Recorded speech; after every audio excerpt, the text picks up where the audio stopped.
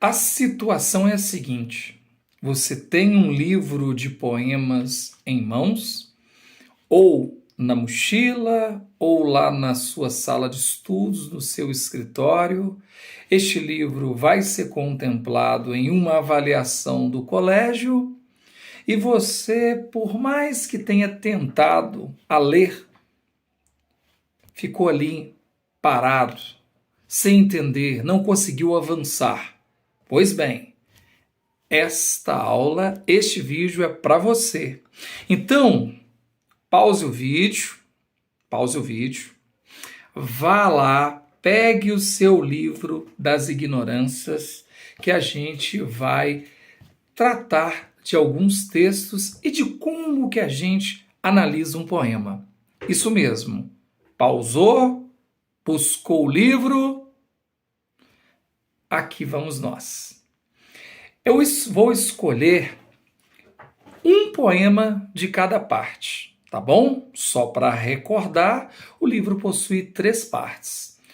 A primeira, a didática da invenção, já estou até confundindo, esse Manuel de Barros é levado. Segunda parte, os deslimites da palavra. Terceira e última parte, Mundo Pequeno. Então, eu vou ler um poema de cada parte e analisar com você. Então, o primeiro texto que eu escolhi para esta nossa aula está na página 18, tá bom? Desta última edição. Esta aqui, ó, sei que vai aparecer de forma virada para você, mas é esta parte aqui, tá certo? Esta página, esta edição. Se você estiver no digital, aí não vai mudar muita coisa, não. A página é a mesma. O texto está na página 18, tá bom? É o 13º texto da primeira parte. Uma didática da invenção. Eu vou fazer a primeira leitura e depois a gente vai analisar. As coisas não querem mais ser vistas por pessoas razoáveis. Elas desejam ser olhadas de azul, que nem uma criança que você olha de ave. Então vamos lá. É um texto curto, não é o mais curto deles, né? Porque nós temos poemas no livro que estão estruturados em apenas um verso. Não é o caso. Mas quando a gente olha para este texto, a gente tem uma grande representação da primeira parte.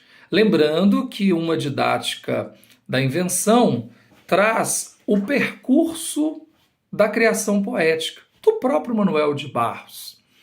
E esse percurso, quando desvendado por você, leitor, também se relaciona com essa ideia da criação artística e também da sua construção de sentido. Por mais ilógico que nos pareça, a lógica está justamente aí. Então eu vou reler agora, verso por verso, e explicar para você, tá bom? Bora lá comigo. As coisas não querem mais ser vistas por pessoas razoáveis. Olha que bacana que aqui está neste primeiro texto. O Manuel de Barros aqui transfere os sentimentos, as sensações, a subjetividade humana para as coisas. E aí coisas no plural mesmo, qualquer coisa. Então ele fala, as coisas não querem mais ser vistas por pessoas razoáveis. Já temos aí uma personificação. Aqui tem a inversão, aqui tem a invenção. Não é o ser humano, não é a gente. São as coisas que não querem mais ser vistas de forma razoável. E aí, quando fala de forma razoável, é de forma neutra, de forma que a gente pode dizer da média. A média como todos nós olhamos para as coisas. Então, ele já desloca, já dá um golpe na gente, dizendo, olha, não sou eu, não é você. São as coisas que não querem mais ser vistas assim. Aí já tem aquela proposta da ignorância, né? As coisas ignoradas, entre aspas, aqui querem uma atenção diferenciada. Elas desejam ser olhadas de azul. Quando ele fala ser olhar, que elas desejam, agora as coisas, primeiro elas não querem, segundo elas desejam ser olhadas de azul, aí já tem aquela figura que ele vai utilizar muito, né? Que é a metáfora. O que seria um olhar azul? Né? Ele transfere a cor para o modo como as coisas desejam ser vistas. Que legal, né? Que nem uma criança que você olha de ave. E aí ele faz uma comparação perfeita. Porque primeiro as coisas, depois a forma, o desejo relacionado às cores, e num segundo momento ele coloca que nem uma criança, a comparação igual ou semelhante a uma criança que você olha de ave. Bom, eu grifei essa parte. Que nem criança que você olha de ave. Como assim, Farelo? Eu te explico. O olhar que a gente tem sobre uma criança é, antes de qualquer coisa, um olhar de liberdade, um olhar criativo. Você olha de ave, você olha de voo, você olha do imaginário, da criatividade. Então, resumindo, este texto, o texto 13 ou o 13º texto, como você quiser, como você achar conveniente, traz aqui um grande achado para a gente interpretar essa primeira parte, porque Manuel de Barro transfere os sentimentos para as coisas, além de transferir esse sentimento, esse querer, ele chega ao desejo, e esse desejo, desejam ser olhadas de azul, olha a importância do azul, a questão a cor do infinito, do céu, o azul da calmaria, o azul do horizonte, o azul da harmonia. E ele fala que nem uma criança que a gente olha de ave. Olhar de ave, olhar de forma libertadora, de forma criativa. Este foi o primeiro texto. Se ficou claro para você, já curta este vídeo, tá bom? Já curta esse vídeo aí, por favor. Já se inscreva neste canal, porque este canal está sendo criado para você. Para você, estudante aí do ensino médio, estudante principalmente da primeira série que está lendo essa obra. Bora lá para o segundo texto? O segundo texto está na página 28. Este segundo texto corresponde ao capítulo que se chama Os Deslimites da Palavra. Eu disse em outro vídeo, que inclusive você vai procurar aqui no canal, que se chama Os Deslimites da Palavra, que o Apuleio é um personagem que o Manuel de Barros criou, intencionalmente criou, e que corresponde à voz do eu lírico do início ao fim dessa parte. Então, primeira dica para essa segunda parte, tudo que você for ler nos 3 dias, porque lá é dividido em primeiro dia, segundo dia, terceiro dia, esses 3 dias correspondem à grande enchente que ocorreu em 22 no Pantanal. Então, quem vai falar ao longo desses 3 dias, ao longo dos poemas que compõem essa segunda parte, é o Apuleio. No primeiro texto, ele apresenta o cenário da enchente. Eu vou ficar com o segundo texto. Você já achou aí? Já encontrou? Já encontrou? Página 18, 1.2, tá bom? 1 do primeiro dia, 2 do segundo texto. Então ele fala assim: eu hei de nome Apuleio. Eu hei de nome Apuleio. Ele se apresenta, né? Vou ler tudo e depois a gente volta. Eu hei de nome Apuleio, esse cujo eu ganhei por sacramento. Os nomes já vêm com unha, Meu vulgo é seu adjunto, de dantes, cabo adjunto por servimentos em quartéis. Não tenho proporções para apuleios.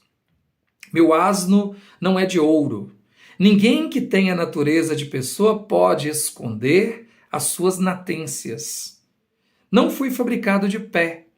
Sou o passado obscuro destas águas? Bom, vamos lá. Calma, calma. Não fique assustado com essa linguagem, não. O texto, lembrando de quem é a fala, de quem é a voz, aqui não tem nada a ver com a primeira proposta, com a primeira parte. Aqui é o Apuleio. E aqui ele se apresenta. Então, primeira linha. Eu hei de nome Apuleio. Este é o meu nome. Bom, esse cujo eu ganhei por sacramento. Por sacramento é por batismo. Ele foi batizado assim, ele foi registrado assim. Os nomes já vêm com unha? Aí é uma pergunta que a gente fala que é uma indagação poética que perpassa todo o livro. Os nomes já vêm com unha, ou seja, já vêm com a identidade, já vêm com a marca de unha, quer dizer, não tem uma unha sua nisso, não tem uma marca sua? Bom, meu vulgo é o seu adjunto de dantes. Então ele fala, meu vulgo, meu apelido, o modo como eu sou tratado é adjunto, seu, de seu, tipo seu Alfredo, seu Farelo, o diminutivo, uma variação de senhor. Então ele fala seu adjunto, de dantes, quer dizer, de antes. Cabo adjunto por servimentos em quartéis. Aqui ele está dizendo para a gente que é um cabo. O cabo é uma, eu não vou dizer uma patente, mas seria um cargo, seja na polícia, civil, militar, ou não sei se o exército tem a figura do cabo, mas provavelmente. E ele fala, cabo adjunto por servimentos em quartéis. Então ele serviu aí quartéis, o exército. E com isso a gente já tem várias formas, vários ingredientes para ir conhecendo esse personagem chamado Apuleio. Aquele que ficou vorgando por 3 dias e por 3 noites durante a grande enchente lá do Pantanal. Aí ele fala, não tenho proporções para apuleios, quer dizer, apuleio também apuleios, ou seja, eu não tenho adjetivos, eu não tenho qualidades para tantas variações do meu nome, você pode entender assim. Meu as não é de ouro, a minha sorte, quer dizer, ele não é uma pessoa tão importante, ele não tem um boto, um título relevante. Ninguém que tenha natureza de pessoa pode esconder suas natências. Então ele reconhece aí as suas origens.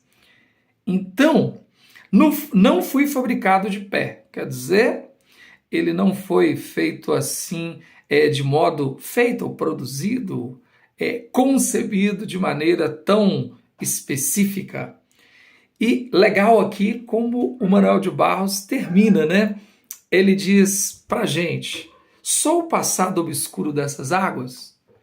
Então aqui uma referência interessante, as águas, porque ele estava na canoa, nesse contexto da enchente, dos 3 dias e das 3 noites. Se você perdeu a explicação durante as aulas presenciais, se você não assistiu ao outro vídeo, assista, porque aí você vai entender melhor o porquê de essa segunda parte ser assim mas tão diferente das demais.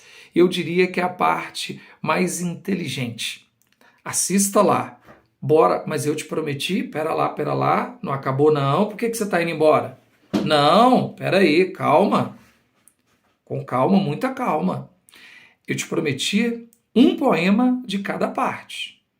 Da primeira, que foi o 13º texto, aqui o segundo texto, estava na página 28, e agora nós vamos dar um pulo, num dos textos assim que eu mais gosto da terceira parte, que está lá na página 51. Localize aí, por favor. Sim, página 51.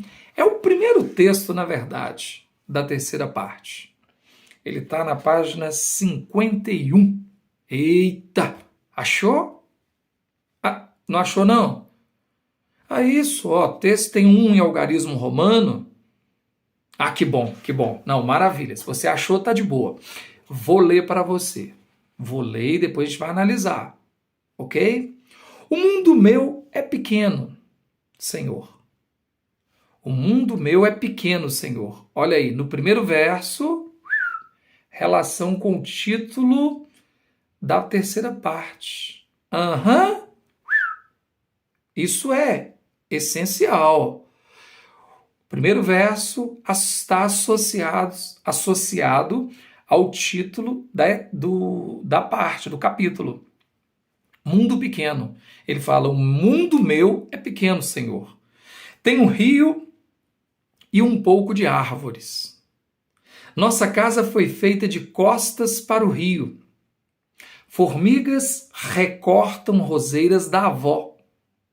Nos fundos do quintal há um menino e suas latas maravilhosas.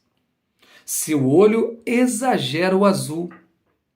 Todas as coisas deste lugar já estão comprometidas com aves. Aqui, se o horizonte enrubesce um pouco, os besouros pensam que estão no incêndio.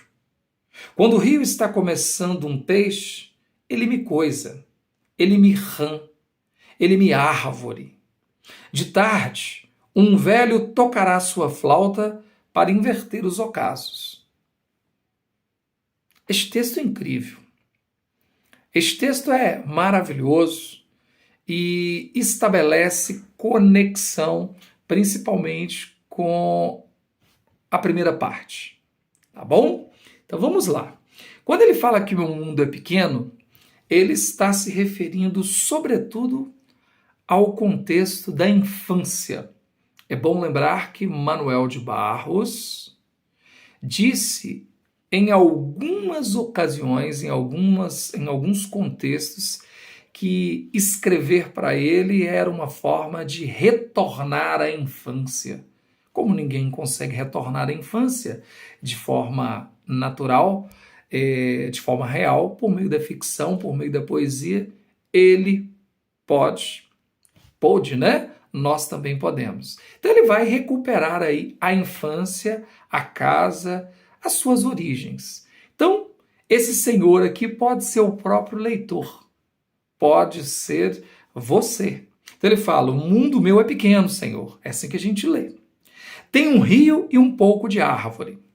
Grife esse verso. Um rio e um pouco de árvores. O rio é uma imagem, é um elemento muito importante nesta obra. Rio e árvores aparecem muitas vezes. Esses termos aparecem com frequência, principalmente o rio.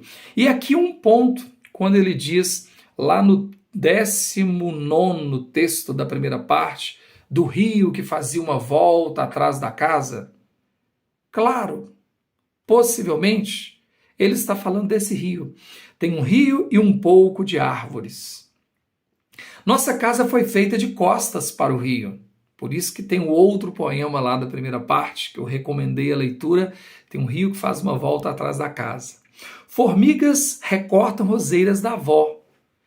Aí você tem o olhar para os bichos, para os animais. Essa constante relação dele com a natureza. Quer dizer, a natureza vista na lente do Manuel de Barros e representada aqui no poema, é uma vista riquíssima, né? Então as formigas também já apareceram quando ele fala na primeira parte que as formigas carregadeiras entram em casa de bunda. Lembrou? Nos fundos do quintal há um menino e suas latas maravilhosas. Esse menino, possivelmente, é o próprio Manuel de Barros. O eu lírico aí, esse menino não, esse personagem é ele resgatando a infância. Então, quando ele fala de suas latas maravilhosas, porque um menino com lata no fundo do quintal está aprontando, está fazendo arte, está criando. Aprontando aqui não no sentido negativo, certo? Aprontando no sentido da criatividade. É uma criança arteira, como o povo do interior, assim como o farelão disse ou ouviu muitas vezes. Seu olho exagera o azul. É outra cor muito frequente, né? Exagera o azul, exagera as possibilidades. O azul tem a ver aí com o horizonte, como disse agora há pouco. Todas as coisas deste lugar já estão comprometidas com aves. Então olha para as imagens poéticas, para os elementos que este poema do Manuel de Barros nos apresenta, né? Rio, árvores, a cor azul e aqui, de novo, aves. Você lembra que no primeiro texto deste vídeo tinha o olhar de ave, né? Então, todas as coisas deste lugar estão comprometidas com aves, estão comprometidas com a natureza. E aí, ave aqui é uma metonímia da natureza, óbvio. Aqui, se o horizonte enrubesce um pouco, se torna rubro, vermelho, né? Rubro. Os besouros pensam que estão no incêndio. O amarelo, que é a questão do fogo mesmo, enrubescer, escurece. Aqui, tá vendo a enunciação? O aqui é porque ele está no lugar. Aqui é porque ele está no lugar. Se o horizonte enrubesce um pouco, os besouros pensam que estão no incêndio. Olha a personificação novamente. Besouro vai pensar, mas na literatura vai. Então são os besouros que pensam ser um incêndio. Isso tem muito mais impacto, muito mais lirismo que se fosse um ser humano, né? Então quando ele desloca para as coisas, os objetos, os bichos, isso só aumenta o lirismo, a poeticidade dos textos dele. Quando o rio está começando um peixe, quer dizer, não é um peixe que começa a crescer num rio. É o contrário. O rio está começando um peixe. O rio como esse ecossistema, como esse grande ambiente da criação. De novo, o rio. Ele me coisa. Aí, ao dar uma olhada aí na página, que você vai ver que está no cantinho um peixe. Ele me coisa. Então, é o objeto, aliás, é o bicho, o animal, o ser vivo que vai coisar o leitor. No caso, o leitor não, o eu lírico de Manuel de Barros. Ele me coisa, ele me rã, então o peixe me coisa, me rã. Lembrando de ignorâncias de rã. O rã, água e terra, origens. O título aí de novo, olha o título, livro das ignorâncias, desses conhecimentos que não são da universidade, que não são do Google, esses conhecimentos que se adquirem depois do muito refletir sobre a natureza que nos circunda. Ele me rã, ele me árvore. Então, rã, árvore, é a literação, som do R. Então, ele rã, ele me árvore, novamente a árvore. De tarde, um velho tocará sua flauta. A gente não sabe ao certo que velho é este, você pode atribuir até a figura divina, é porque o dia acabou. Sua flauta, o som da flauta, e para finalizar um ciclo, para inverter os ocasos. O ocaso é aquele momento, final do dia, o entardecer, né? Entre a tarde e a noite. Inverter os ocasos, inverter o dia na noite. E aí acaba o poema. Bom, este vídeo, ou esta aula, foi um pouco de como que a gente lê um texto. É por parte mesmo. Você vai lá, faz uma primeira leitura, depois você vai por partes. Isso verso por verso. Circule aquilo que você já conhece. Então, aqui neste poema, este que foi o maior deles, aqui você tem recorrência de termos que apareceram em outros, que vão aparecer ao longo do livro. Então, a árvore, o rio, o peixe, certo? A questão da criança. Você vai conectando com tudo aquilo que você já sabe. Por que dá tanto trabalho ler um poema ou um texto literário? Desculpa, dá problema ou representa dificuldade, porque a gente pensa que se lê é como se lê uma prosa, como se lê um texto narrativo. Não, a poesia é condensada. O poema geralmente é mais sintético, ele é mais subjetivo. Quando eu falo síntese, porque ele diz muito com poucas palavras. Então, assim, eu sei que é difícil, que dá trabalho, mas vale a pena você ler uma vez, reler uma segunda vez, parte por parte, identificar as figuras de linguagem, identificar as funções, os recursos que o poeta utilizou, e você tem que se debruçar. Não crie a expectativa de que você vai interpretar todos os poemas vão fazer sentido. Não. Isso é querer muito. Não, não é esse o objetivo. Então, leia todas as partes, você vai encontrar mais facilidade em uns, vai agarrar, em outros, e tudo bem. Mas, se você conseguir ler de forma profunda, competente, pelo menos 4 textos de cada uma dessas partes, pronto. Você já entendeu grande parte da obra. Eu espero que você tenha gostado deste vídeo. Espero que este vídeo tenha te ajudado de alguma forma. Se sim, por favor, inscreva-se, deixe aqui um comentário. Se você tiver mais dúvidas, faça o mesmo. Agora, é importante que você se inscreva no canal para fortalecer essa iniciativa. Quem sabe, em outros momentos, traremos outras análises aqui. Um forte abraço e farelos por aí.